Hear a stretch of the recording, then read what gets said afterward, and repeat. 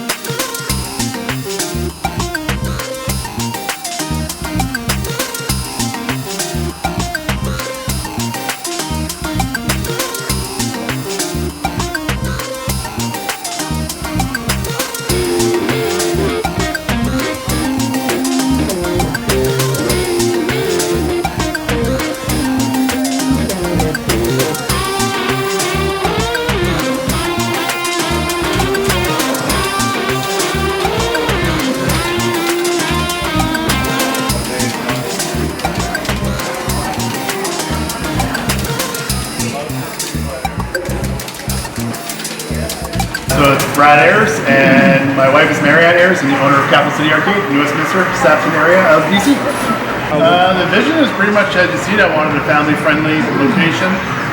Parents could bring their kids to, as well as people my age could just have fun and remember the games of their youth.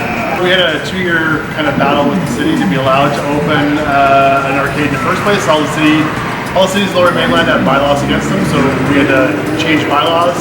This is the only location in New Westminster that can have arcade games. Everybody else can only have a maximum of 3. And it took me about a year to build the space. Jackhammered concrete, cut up the concrete, did electrical, did walls, did the framing, did the bar, done everything. What are your favorite games that you have here now? They're always the classics. My favorite game of all time is Burger Time, which is not here, but I do have one. It'll be rotated at some point. I guess probably Tron. It's always a classic. I'm more of a 70s and 80s, early 80s, that's when I grew up. So 90s really aren't my forte, except for like a couple of them. What was the story with the city bylaws?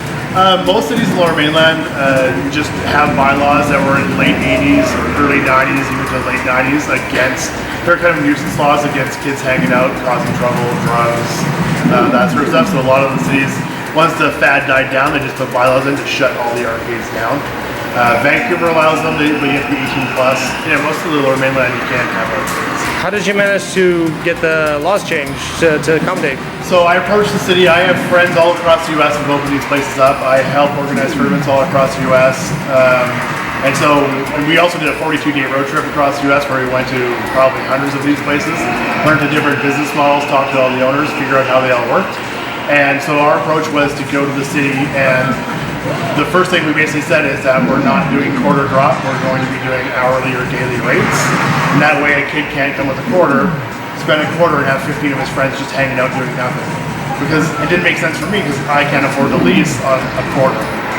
So it was kind of twofold. One was to stop loitering, and the second was to help pay the lease costs. Yeah, because you can't pay anything on a quarter anymore. So Capital City Arcade, we were basically looking for names, figuring out names, and basically what it was is I wanted to do a fun throwback for families who remember the yesteryear of my childhood in an arcade. So Capital City came from New Westminster. It used to be the capital city of British Columbia before it was Victoria. And I read a really funny story of how it lost being the capital back in the gold rush days. And so I thought that'd just be a fun throwback to New Westminster. Everybody calls it the Royal City, which a lot of people are kind of getting tired of. So I wanted to throw it back even before that, which is the capital city. What's nice about it too is the whole concept of like coins and stuff like that. It's like treasure, you know, goals, like Right. Yeah. that's just where my mind goes. I'm the one that works on all these things. So when I'm here during the day working on stuff, I also need to work on these things. So I'm closed Mondays and Tuesdays, and it's strictly so I can work on this. Or go to the States and import parts in that I've shipped to a box in the US. I bring back parts and stuff like that to work on these things. We have 3 times as many machines that you see here. And we have about 500 PCBs. So the idea is, that's why we have a request board. We're going to try to... You just answered my next question. So we're going to try, well, to answer even further, last week our number 1 request was Bubble Bobble, and it's right there. If there's a game that's not an easy fix, that I can't fix in like, a day or a half a day or something, the idea will be I will probably end up pulling it out and then just replacing it with another game from my warehouse that's I have working, and then naturally the games will just swap out.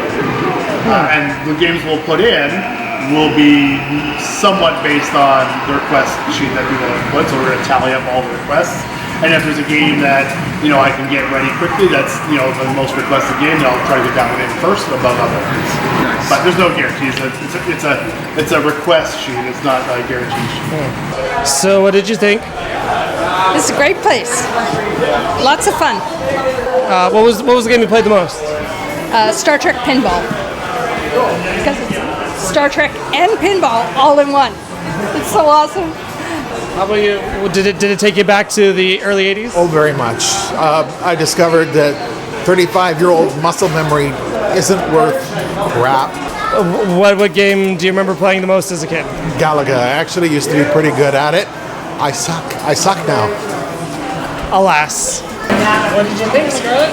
Good. What's your favorite game? Mario. Mario. Oh, awesome. Played a lot of Puzzle Bobble, aka Bust a Move, and Bubble Bobble, because apparently we just can't get enough of those little bubble dragons.